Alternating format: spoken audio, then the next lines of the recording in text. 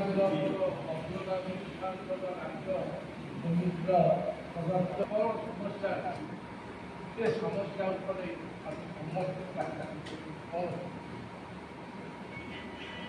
ठीक समय ठीक विलम्ब बेलू जल जोगान अव्यवस्था खादर अव्यवस्था सर्वोपरि जो सरकार मंडी कर विभिन्न प्रकार धंदा नहीं कृषक मान लुट कर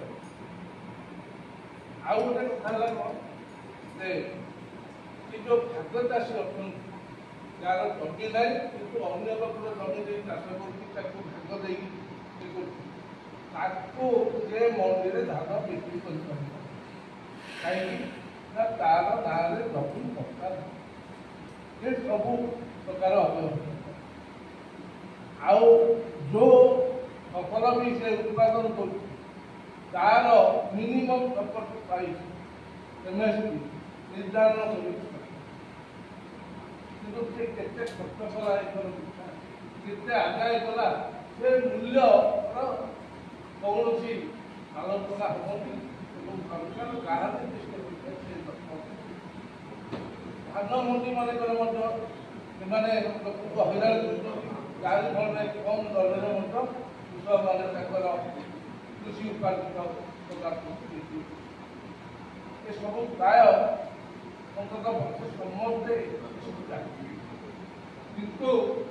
गोटे कथा कहते जो आमर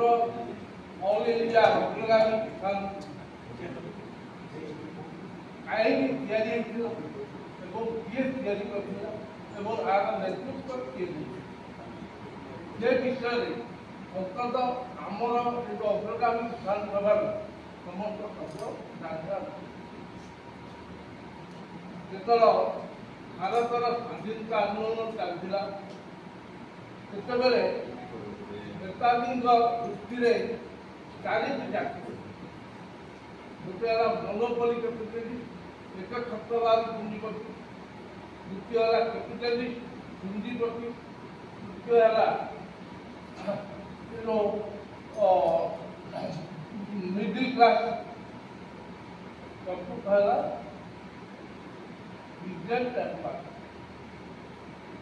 इजेंट एंड वार्कर संख्या था प्राय शतकड़ा 90 भाग थे गरीब कृषक नेताजी उद्देश्य था ये जो भारत स्वाधीनता आंदोलन चली भारत स्वाधीन होगा भारतर क्षमता जोड़ी रही साधारण लोक तेणु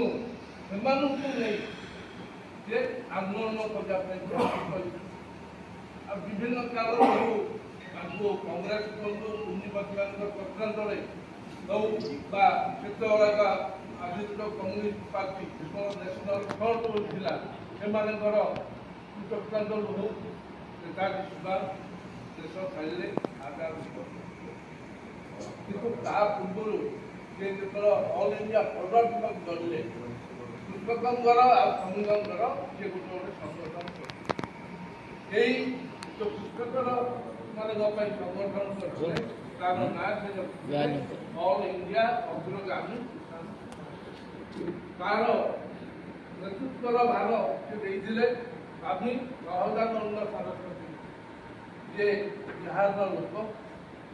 यही अग्रगामी किसान सभा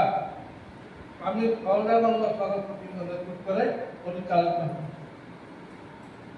आज जो कृषक कथा उठुची आम पिलादिन पाठ पढ़ीचु भारत गोटे कृषि प्रधान देश किंतु आज कृषि विकास आपण मैंने देखु आग थे शिल्पपति थे जमीदार दी प्रकार किंतु वर्तमान सरकार देखुची से दी भाग होगा जो लोकंर सुविधा है तेणु एकाठी करने शिल्प ना जमी से एकर हजार हजार एकर को शिल्पर न्यायदंड ना किंतु जमी से कब्जा कर लोक चाकरी देवा ना जो ଦିନ ମଜୁରିଆ